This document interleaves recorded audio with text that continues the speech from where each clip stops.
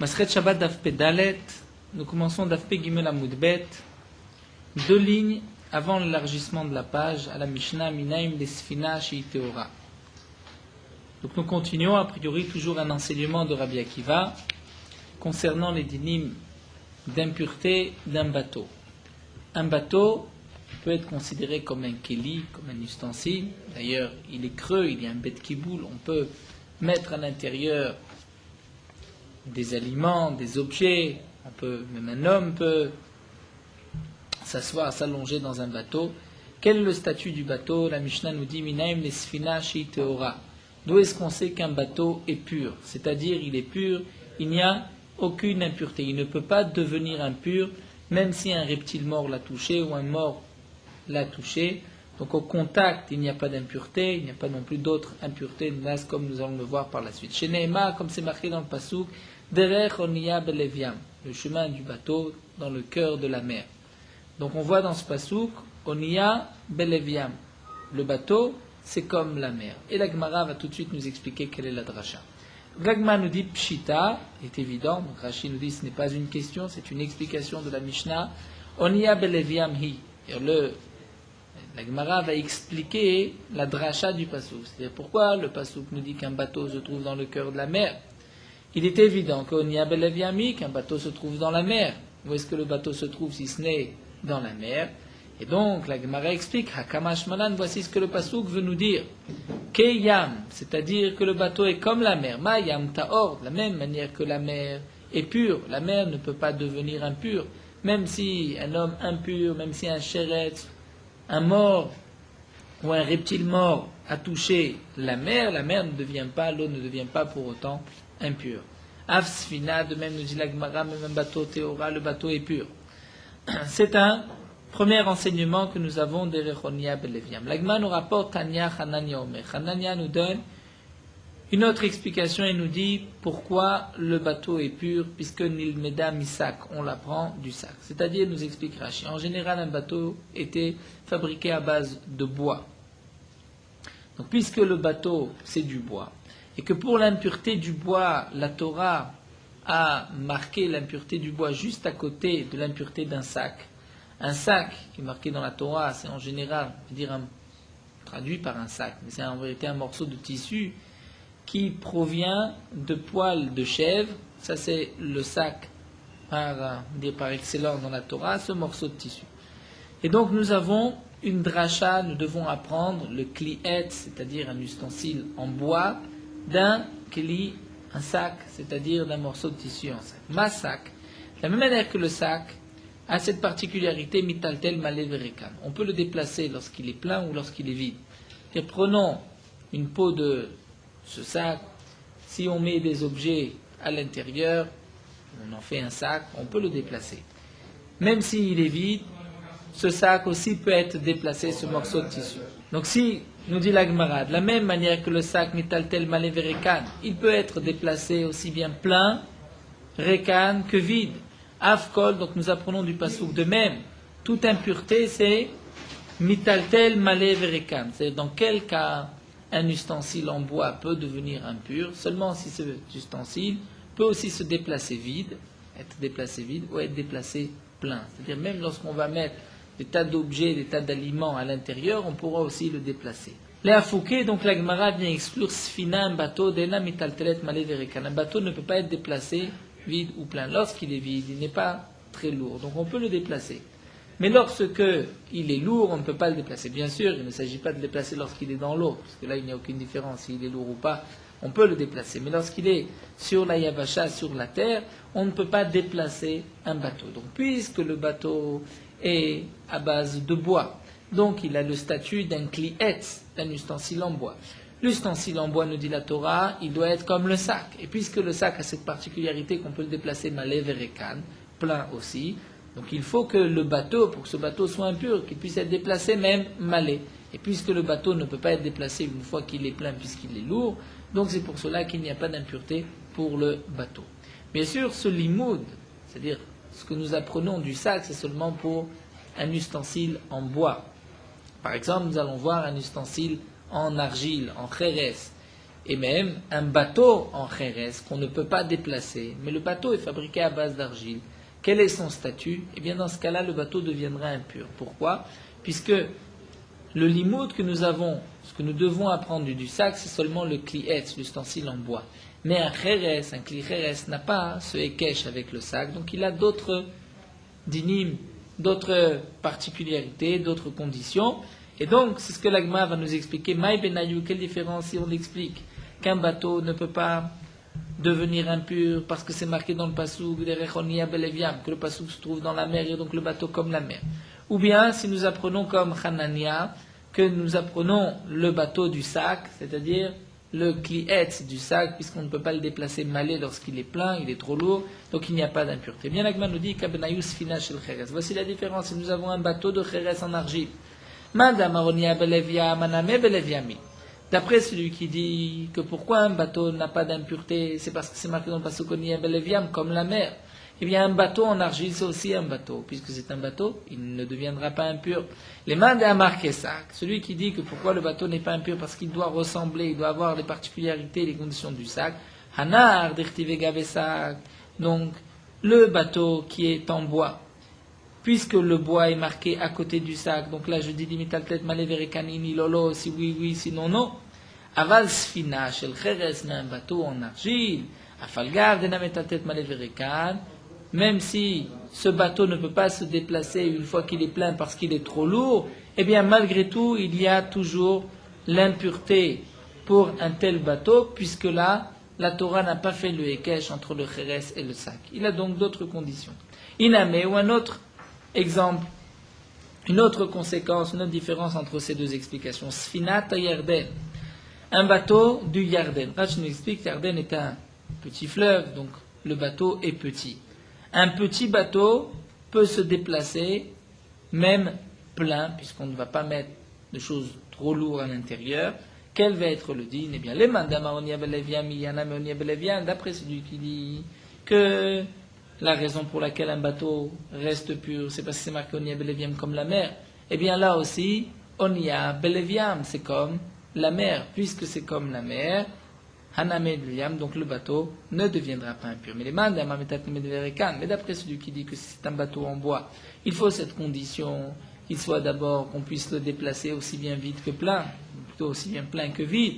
Haname, eh bien, tel bateau, c'est-à-dire Sfinat Yarden, qui est petit, qu'on ne peut pas remplir énormément, mais Tatlet Maleverikan, on peut le déplacer, même plein. Non? Alors ici, on parle même s'il est en bois. Sfinat Yarden, même s'il est en bois. Même s'il est en bois, il peut se déplacer Maleverikan, et puisqu'il peut se déplacer Maleverikan, donc ce bateau restera impur. Donc nous avons deux cas d'après Hanania qu'un bateau peut être impur si c'est un bateau en Kheres, en argile, ou bien un petit bateau. Comme nous dit l'Agma, pourquoi les Chachamim ont dit que le bateau du Yarden est impur, puisque on a l'habitude de le remplir alors qu'il se trouve sur la terre sèche, et on a la possibilité ensuite de le descendre, on le tire vers la mer. Donc puisqu'on le tire vers la mer, donc tu vois qu'il peut se déplacer même malé lorsqu'il est plein. C'est pour cela qu'il est impur. Amar Rabuda Marav, et là Rabuda nous dit au nom de Rav, un homme ne doit pas manquer le Bet HaMidrash, ne serait-ce qu'un instant. Pourquoi? Pendant des années, cette Mishnah a été enseignée au Bet HaMidrash, et nous n'avons pas eu le dévoilement de la raison de cette Mishnah, jusqu'à ce que Rabbi Hanina ben Akavia soit venu et l'ait expliqué que la raison pourquoi Sfinat Yarden est impure, parce que on peut la déplacer même Bayavasha lorsqu'elle est pleine. Puisque nous avons parlé du Bet HaMidrash, l'Agma continue, Amar Rabbi Yonatan, un homme ne doit pas manquer le Bet HaMidrash, ou midivre Torah et des livrets Torah, va filou bishat mita, même au moment de sa mort, comme c'est marqué dans le pasuk, Zot Torah Adam Kiamud Baoel. C'est ce pasuk qui est marqué au sujet de la paradouma, c'est marqué voici la loi de la paradouma, lorsqu'un homme est mort dans une tente, tout ce qui se trouve dans la tente est impur, on devra pour purifier ce qui se trouvait dans la tente, asperger de la paradouma. Mais il y a aussi une dracha. Zot Torah Adam Kiamud Bael, voici la Torah c'est-à-dire tu dois étudier la Torah, même Adam qui amoud ba'oel, au moment de la mort lorsqu'il va mourir. Filu b'shat mita ate osok b'Torah. Même au moment de la mort, un homme doit être en train d'étudier. Comme souvent rapporté, certains ont dit, beaucoup de gens prient pour mourir tranquillement sur leur lit. Peut-être qu'il vaudrait mieux prier pour mourir sur une mara, devant, en train d'étudier, comme c'est marqué ici. Tato osek b'Torah à ce moment-là. Amar Resh Lakish nous dit, divrei Torah mitkaimim ela b'mi shemimit atzmo alea. Les divrei Torah ne peuvent s'accomplir que sur celui, c'est-à-dire ne peuvent se maintenir, dire qui est-ce qui va avoir droit à être zoché à la Torah, celui shemimit atzmo alea qui se tue pour la Torah, c'est-à-dire qui se prive pour la Torah, sheneima comme c'est marqué, donc toujours le même pasuk, zot la Torah, voici celui qui peut atteindre la Torah, Adam Kiamoud Boel, c'est lorsqu'un homme va mourir dans l'attente, c'est-à-dire il va se priver de ce monde-ci comme la mort pour l'étude de la Torah. Donc nous avons vu qu'un bateau reste pur, même s'il est au contact d'une source d'impureté, le bateau ne deviendra pas pour autant impur. Pour quelle raison? Nous avons deux explications. Ou bien puisque le bateau est comparé à la mer, ou bien comme l'a dit Hanania, puisque le bateau en général est de bois et qu'il y a un cache entre le bois et le sac. Et donc, pour que un keli en hetz, en bois, soit impur, c'est seulement lorsqu'on peut le déplacer aussi plein. Puisque le bateau, en général, ne peut pas se déplacer plein, il n'y a pas d'impureté pour le bateau. Amar Rava nous dit. Et nous commençons d'Afé Dalet. D'après Hanania qui nous a dit que lorsqu'un bateau peut être déplacé plein, il est tamé, il deviendra impur. Que signifie le déplacer? Est-ce que c'est le déplacer avec la main, en le tirant, ou même si je vais m'aider de chevaux, de bœufs pour déplacer le bateau, est-ce que ceci s'appelle aussi l'avoir déplacé? Eh bien, nous dit Rava, d'après Hanania, tiltul alide shvarim shme tiltul. Même si tu vas déplacer le bateau par l'intermédiaire de taureaux, eh bien, shme tiltul, ceci est considéré comme si tu l'as déplacé. C'est vrai que ce n'est pas toi qui l'as déplacé, c'est un taureau. Mais ça s'appelle déplacer le bateau, le kli, etz. C'est-à-dire déplaçable plein. Quel que soit le moyen. Maintenant, dans le cas où c'est un bateau qui est excessivement grand, extrêmement chargé, très lourd, et que même les bœufs ne peuvent pas le déplacer, dans ce cas-là, il restera pur d'après Hanania. Donc la Gemara nous dit, Ditnan, puisque nous avons une Mishnah, voici la preuve de cet enseignement de Rava. C'est marqué dans une Mishnah de Kelim. Shalosh agaloten, il y a 3 sortes de charrettes. Asuya, kekat, tidera, tmea midras. Une charrette, une agala qui est fabriquée comme une katadira. C'est-à-dire, nous explique Rashi, il y a comme 3 petites, on va dire 3 murs, 3 cloisons sur cette charrette de tous les côtés. Un homme est assis au milieu et il est tiré ainsi. Donc cette charrette est réservée à l'homme. Un homme peut s'asseoir dessus, la yeshiva. Et donc, si un homme impur, un zav, va s'asseoir sur cette agala, sur cette charrette, il va la rendre impure, la touma de Medras. Kemita, lorsque nous avons une charrette qui est comme un lit, c'est-à-dire, nous dit Rashi, elle est longue comme un lit, mais on s'en sert pour charger, pour déplacer des objets. Dans ce cas-là, tmeat memet. Il peut y avoir une impureté de contact, mais non pas une impureté de mishkav. Pourquoi il n'y a pas d'impureté de mishkav, pourtant on peut s'asseoir, c'est aussi long qu'un lit?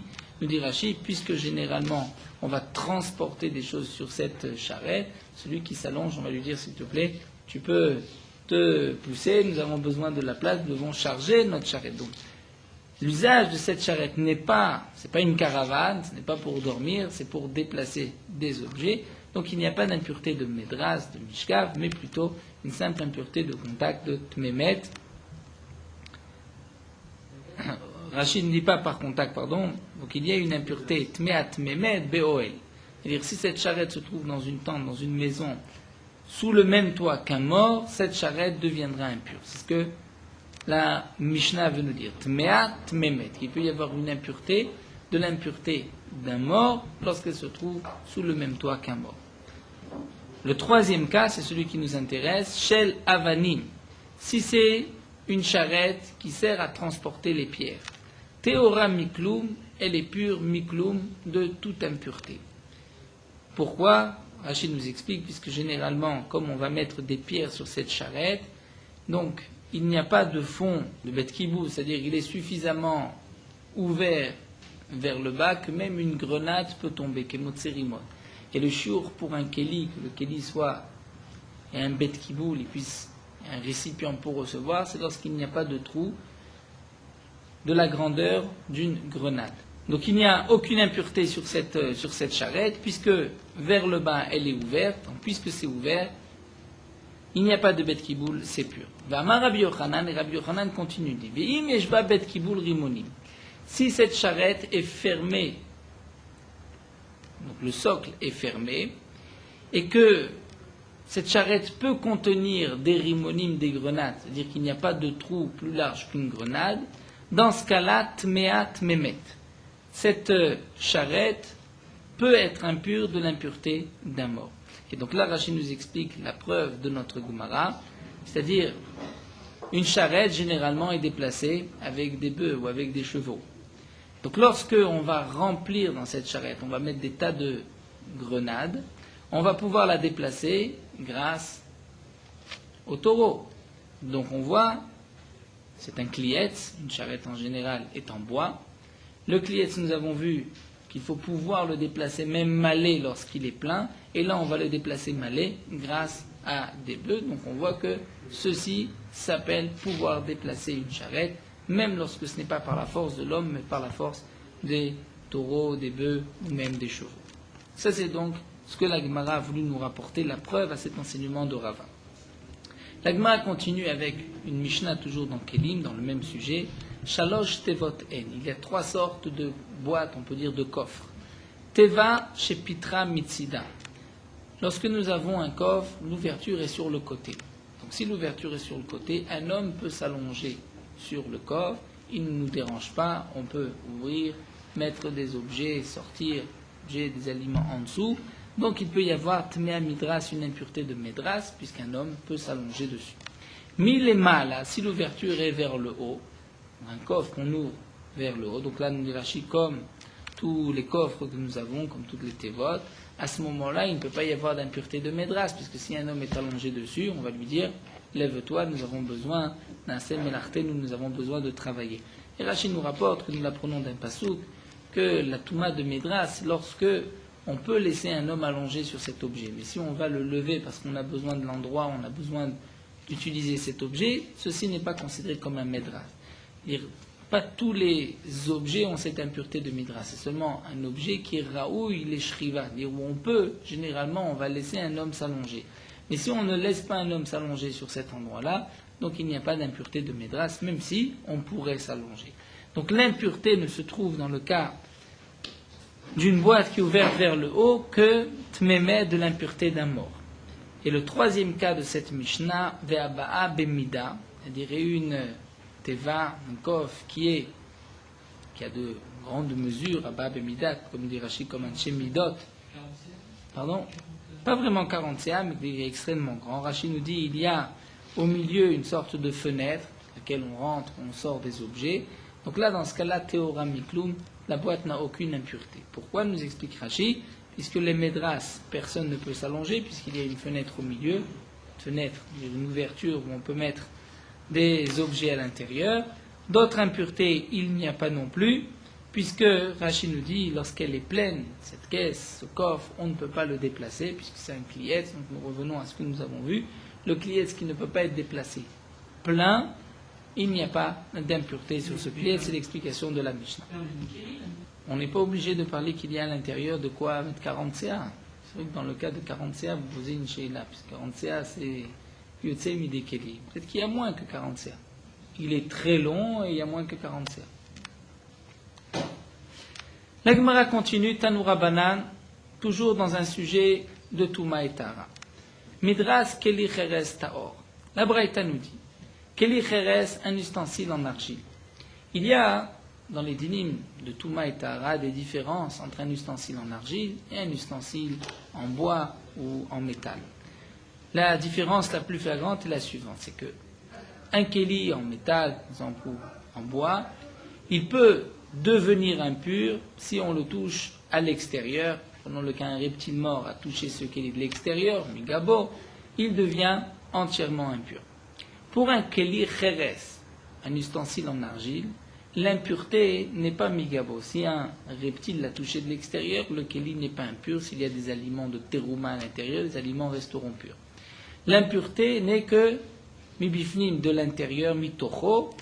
Et il y a aussi cette particularité, c'est que même si je fais pendre un chéretz, un reptile mort à l'intérieur de ce kli chéretz, même s'il n'a pas touché les parois, le kli chéretz deviendra impur.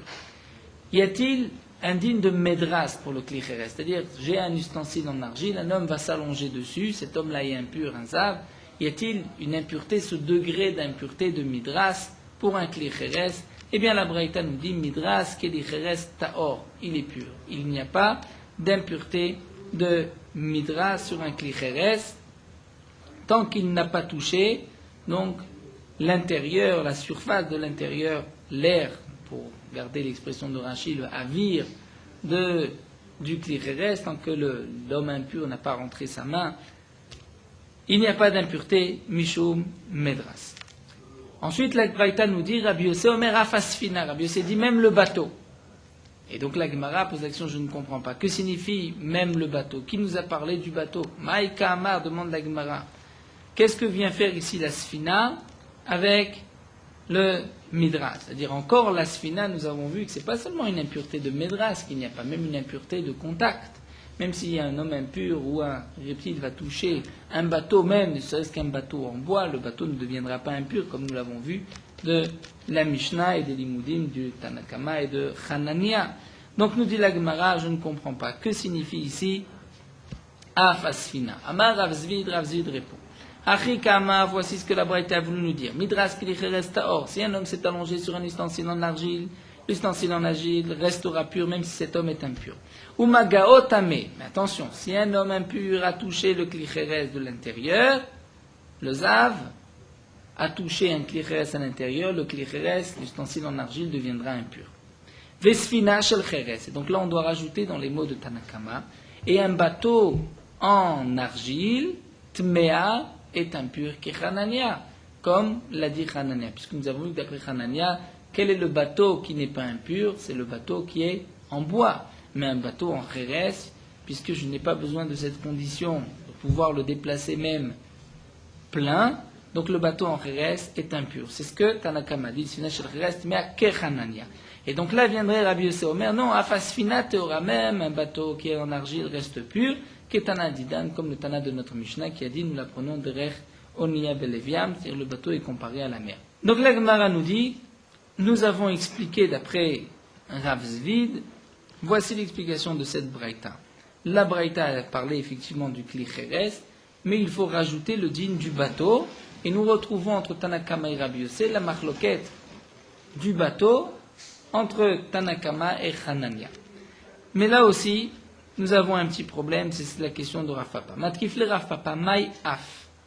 Demande à Rav Papa que signifie Af. Lorsqu'on dit Rabbi Yossé Omer Af Asfina, même le bateau, et nous avons expliqué même le bateau est Taor. Que signifie même le bateau est Taor?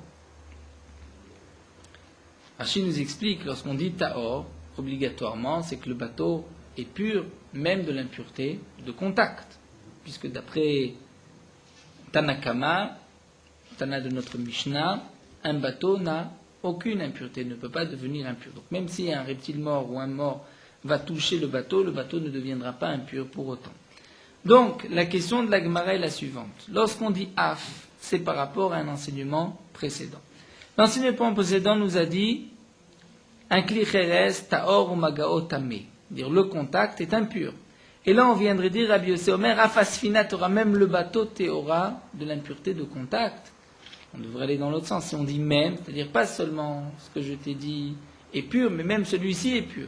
Mais juste avant tu as dit que le keli est impur, donc le af ne se rapporte pas sur ce que tu as dit auparavant, c'est pour cela que Rav Papa va changer. Lama Rav Papa chikama. Voici comment il faut expliquer cette braïta. Midras keli cheres taor. Si j'ai un ustensile en argile et qu'un homme impur, un zav, s'est assis, s'est allongé dessus, le Keli restera pur. Il n'y a pas de Médras pour un Klicheres, comme nous allons le voir, la Gemara va nous rapporter d'un passouk. Umagaotame, si un Zav touche l'intérieur d'un Klicheres, un ustensile en argile, l'argile deviendra impur. En Véchel Etz, donc là rajoute Rav Papa. Dans le cas où c'est un ustensile en bois, Ben Midras o Ben Magaotame, aussi bien l'impureté de contact, l'impureté de Midras, on est assis dessus, il y a une impureté, une Touma. Et ensuite, Tanakama continue, Vesfinata Yarden, et donc le petit bateau qui est dans le fleuve du Yarden, Théora reste pur, qui est Tanadidan comme Tanakama, qui a dit que tout bateau est pur. Et Rabbi Yossé viendrait dire, Afasfinat me'akechanania, même la sfina est aussi impure comme l'ustensile en bois, chez l'Etz. Donc nous avions aussi bien le Klicheres et le Etz qui magaotame. Donc là vient dire Rabbi Yossé, même la sfina est impure comme Hanania, comme l'a dit Hanania, puisque c'est une petite sfina triardaine, on peut la déplacer une fois qu'elle est pleine. Donc c'est pour cela qu'il y a une impureté, même une impureté de contact. Donc la Gemara nous a expliqué la marloquette et l'explication de cette braïta. Donc nous voyons de cette braïta encore le dîme de la sfina du bateau. On retrouve la marloquette entre Hanania et le Tana de notre Mishnah. Mais nous avons aussi appris un dîme qu'il n'y a pas de médras pour un klicheres. C'est-à-dire un ustensile en argile. Jusqu'à présent, nous savions que l'impureté n'est pas migabo de l'extérieur, mais que de l'intérieur, il peut devenir impur. Là, nous avons appris un autre enseignement, c'est qu'il ne peut pas y avoir d'impureté de médras sur un klicheres si un zav est assis ou allongé sur un klicheres, le klicheres ne deviendra pas impur. Et la Gemara va demander pourquoi. Quelle est la source du pasuk? Donc la Gemara nous dit, ou midras klicheres minalan detor. D'où est-ce qu'on sait que lorsqu'on est assis ou allongé sur un klicheres, il restera pur? Amar Rizkia dit Amakra, c'est marqué dans le pasuk. Mishkavo. Concernant le zav, c'est marqué dans la Torah, celui qui va toucher Bemishkavo, le Mishkav du Zav, c'est-à-dire là où s'est allongé le Zav, il deviendra impur.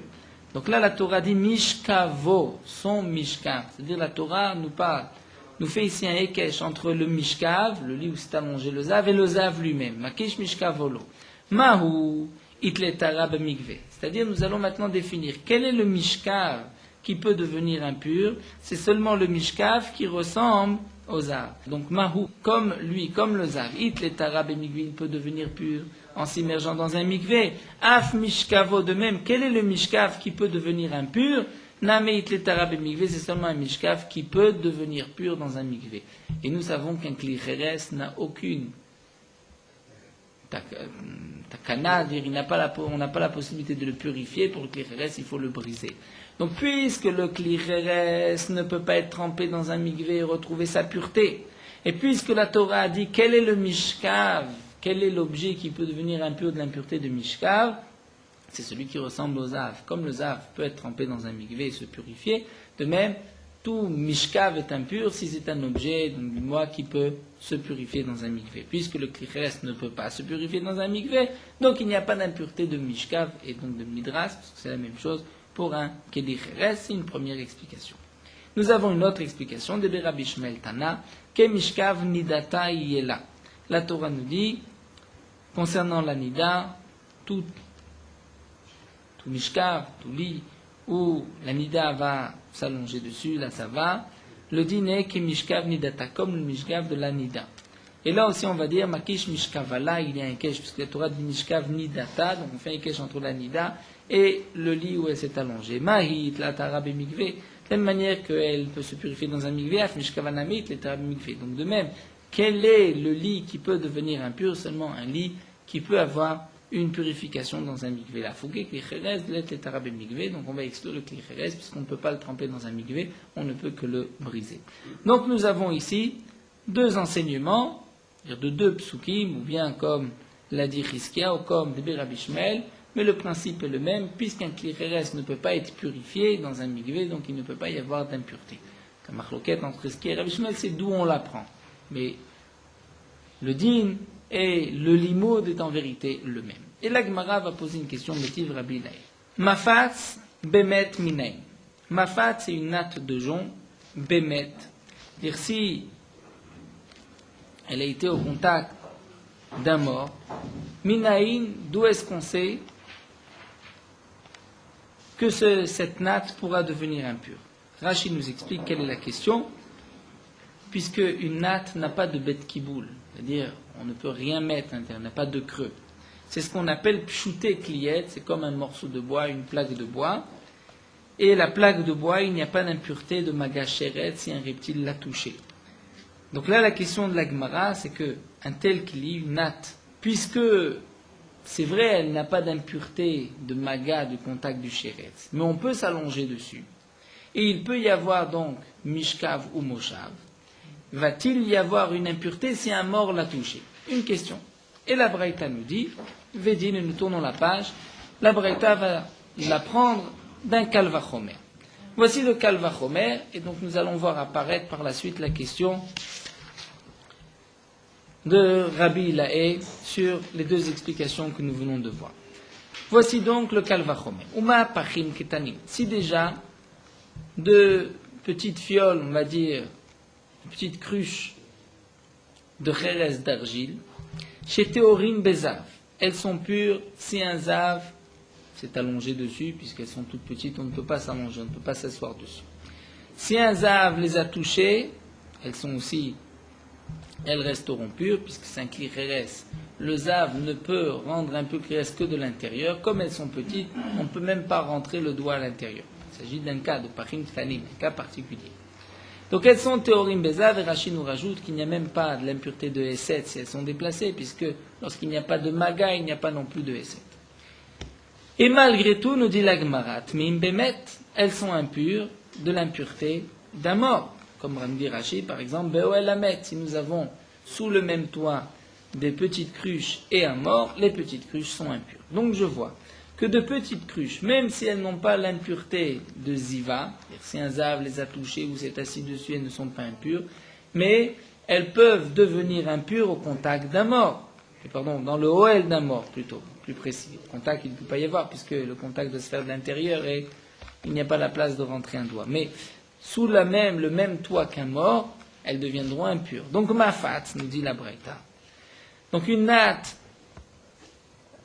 de jonc, qui est aussi considérée comme du bois, chez Tamé Bézav, où là il y a une impureté d'un zav, puisque c'est Raoul et Shriva, un homme peut s'allonger dessus. Donc Enodin, chez Tamé Bémet, n'est-ce pas à plus forte raison que la natte de jonc devrait être impure, Bémet, au contact d'un mort. Voici donc la Braïta. Ce que nous voyons de cette Braïta, et là vient la question de la Gemara, c'est que nous avons dit que le mafatz, c'est-à-dire cette natte de jonc, a une impureté de ziva lorsqu'un zav s'est allongé dessus. Eh bien, demande la Gemara, il ne devrait pas y avoir même d'impureté de ziva. Pourquoi? Halet letara b'migvé. Une natte de jonc ne peut pas être trempée dans un migvé pour la rendre pure. Pourquoi? Nous explique là aussi Rashi, puisque le seul endroit où nous avons le lien de migvé, de pouvoir tremper un objet dans un migvé, c'est seulement concernant la paracha de Shratzim ou parachat Midian, et là-bas il s'agit de kelim, c'est-à-dire de récipients qui peuvent contenir. Alors que la mafat, étant donné que c'est pshouté kliyet, c'est plat et ça ne peut rien contenir, nous n'avons pas trouvé dans toute la Torah que la Torah nous ait dit qu'on puisse tremper une mafat, une natte de jonc dans un migvé pour la purifier. C'est pshouté kliyet, c'est pas un keli. Donc ce n'est pas un keli, donc puis ce n'est pas un kliyet, donc on ne voit pas de tvila. Donc c'est vrai qu'il peut y avoir une impureté lorsqu'un zav va s'allonger dessus, mais nous venons de voir que lorsqu'il n'y a pas de tahara b'migvé, c'est-à-dire comme la natte de jonc, on ne peut pas la tremper dans un migvé. Si on ne peut pas la tremper dans un migvé, il ne peut pas y avoir d'impureté du zav, même si le zav va s'allonger dessus. Donc, dans le kli chérès, ça c'était la source, c'est ce que la Gemara avait expliqué. Donc la Gemara vient nous dire, nous voyons que ce que tu nous as dit est faux. Tu nous as dit que pourquoi pour le kli chérès il n'y a pas de mishkav, lorsqu'un zav va s'asseoir dessus, il ne deviendra pas impur, parce qu'il n'y a pas de tahara b'migvé, donc il ne peut pas y avoir ni de mishkav. C'est-à-dire la Torah fait dépendre l'un de l'autre, même si a priori il n'y a pas de lien. Quel rapport? Si on peut le tremper dans un migvé pour qu'il puisse y avoir l'impureté de mishkav ou pas, et où on ne voit pas le rapport. Mais malgré tout, c'est ce que nous avons appris du Passouk.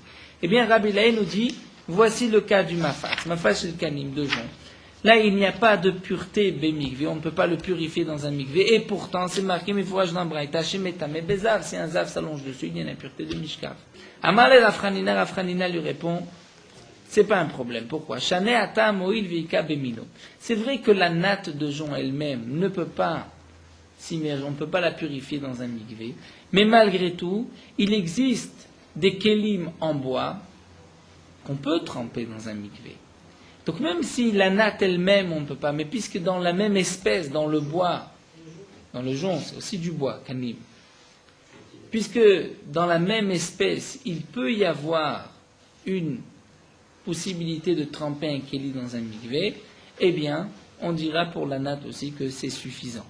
Amarle, il lui a répondu, Rachamana litzilan maïdate, que Kadosh Baruch Hu nous sauve d'une telle pensée. C'est-à-dire, ce que tu dis n'a pas de sens. Étant donné que cette natte, on ne peut pas la tremper, c'est vrai qu'un kéli, dans la même espèce, dans le bois, on peut tremper. Mais cette natte, on ne peut pas la tremper. Si celle-ci, on ne peut pas la tremper, il ne peut pas y avoir d'impureté de Mishka. Alors lui a répondu, Adraba, au contraire, Rahman al-Etzidlan, Medata Didar, qu'Akadosh Baruch Hu nous sauve de ta pensée. Donc il lui a renvoyé la balle. Alors l'Agma nous dit, Vetamamaï, pour quelle raison? C'est-à-dire, comment se fait-il qu'effectivement, cette natte de jonc, on ne peut pas la tremper dans un mikvé. Malgré tout, puisqu'il y a du bois, donc de la même espèce, qu'on peut tremper dans un mikvé, c'est suffisant pour dire que cette natte, cette mafat, va avoir une impureté de mishkav. Eh bien, la Gemara nous dit, nous l'apprenons d'un passouk, puisque très réactivé. J'ai deux psoukim. Dans un passouk, c'est marqué Veish asher yiga bemishkavo, l'homme qui touchera le mishkav du zav. Donc nous avons vu bemishkavo, nous avons appris le mishkav comme le zav. Mais j'ai aussi un autre passouk, Vechol mishkav asher yishkav alav hazav. Tout mishkav où le zav va s'allonger dessus, ce mishkav yitma, est impur. Et là, la Torah ne fait pas le lien, le hekesh, entre le mishkav et le zav lui-même. Dans mishkavo, c'est marqué son mishkav. Donc je vais dire le mishkav comme lui, comme le zav. Eh bien, nous dit l'Agma, pourquoi ces deux psukim? Pour nous dire Aketsa. Yesh bemino, afalgav letletara bemigve. S'il y a bemino, c'est-à-dire si on trouve, comme par exemple pour la natte de kinim, mafat shel kanim, étant donné que dans la même espèce, dans le bois, on a un cas où on peut tremper un kéli dans un mikvé, bien afalgav de letletara bemigve, même si cet objet-là, cette natte, cette mafat, n'a pas de purification dans un mikvé, c'est pas grave, il peut y avoir l'impureté de mishkav, nous l'apprenons du deuxième passage. Maintenant, en bemino, dans le cas où il n'y a pas, comme par exemple le klicheres, en aucun cas un klicheres, on peut le tremper dans un mikvé, la makish mishkavolo, la Torah fait un kesh entre le mishkav et lui-même, et la Torah nous dit, quel est le mishkav qui pourra devenir impur? C'est seulement un mishkav qui ressemble aux zav, c'est-à-dire qui peut être purifié dans un mikvé. Au Rava Amar, Rava nous dit, nous terminons avec cet enseignement de Rava, une autre réponse, Midras Keli Cheres Taor. Rava va expliquer. En vérité, lorsqu'on va s'allonger sur un Keli Cheres, un homme impur s'allonge sur un Keli Cheres, ou s'assoit dessus, le Keli Cheres reste pur, on l'apprend mais achad ici, c'est marqué. Vechol Keli Patuar Hacheren Samid Patil Alaf. Concernant les dynimes d'impureté lorsqu'il y a un mort dans une maison, tout ustensile ouvert, qui n'a pas de couvercle fermé, et il s'agit d'un kéli chérès, d'un ustensile en argile, eh bien ce kéli, puisqu'il n'a pas de couvercle, n'est pas fermé, il sera impur. Ha yesh samid patil alav taor. Mais si il y a un couvercle et qu'il est bien fermé, dans ce cas-là, le kéli chérès n'est pas impur, même lorsqu'il se trouve sous le même toit qu'un mort. Et la Gemara nous dit, Milo askina diachedinu lishtonida. N'est-ce pas qu'on peut parler aussi dans le cas où un homme a réservé ce kéli chérès pour sa femme Nida, pour que sa femme Nida puisse s'asseoir dessus. Et donc nous avons un kli chérès qui peut être impur de l'impureté de Medras, et malgré tout, nous dit la Gemara, nous voyons que Kamar Manataor, que la Torah nous dit que cet ustensile est pur. Et Rashi nous explique qu'il manque un petit quelque chose que nous n'avons pas dans la Gemara, mais que là nous sommes obligés d'aller voir dans Rashi. Rashi nous dit, voici la question de la Gemara. N'est-ce pas que dans le Passouk, on comprend, c'est-à-dire puisque la Torah nous dit tout Keli Cheres, qui est couvert, c'est-à-dire qui est fermé, il sera pur. Donc nous dit la Gemara, a priori, tout Keli Cheres, ça veut dire même dans le cas où ce Keli a été réservé à sa femme Nida pour qu'elle puisse s'asseoir dessus. Et la Torah nous dit que ce Keli Cheres va sauver même les aliments qui se trouvent à l'intérieur. C'est-à-dire, nous avons un Keli Cheres. Dans ce Keli Cheres, il y a des aliments. Ce Keli Cheres est fermé, il y a un couvercle qui est fermé, et il se trouve dans la même maison, sous le même toit qu'un mort, tous les aliments qui se trouvent à l'intérieur du Keli Cheres resteront purs. Dans le cas où il n'y a pas de couvercle fermé, les aliments sont impurs. Mais lorsqu'il y a un couvercle fermé, les aliments restent purs. Pourquoi ? Puisque le Keli Cheres va faire écran avec l'impureté. Et donc, nous explique Rashi, il ne peut faire écran que si lui-même ne peut pas être impur. Puisque nous avons un klal, kol davar tuma en chotzes bifnei tuma. Donc, si vraiment ce Keli pourrait être impur d'une impureté de Médras, eh bien, il ne pourrait pas sauver ces Kelim qui se trouvent à l'intérieur, ces aliments qui se trouvent à l'intérieur de l'impureté du mort.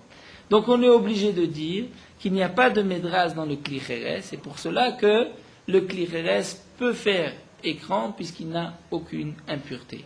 Et donc, c'est la preuve de la Gemara d'après Rava. Donc, ce que nous avons vu pour récapituler le Dab aujourd'hui, donc nous sommes partis de la Sugia du bateau. Un bateau n'est pas Mekabel Touma. Nous avons vu deux explications. Ou bien l'explication puisqu'il est comparé à la mer, ou bien comme Hanania puisqu'il est comparé au sac, donc il faut pouvoir le déplacer même une fois plein.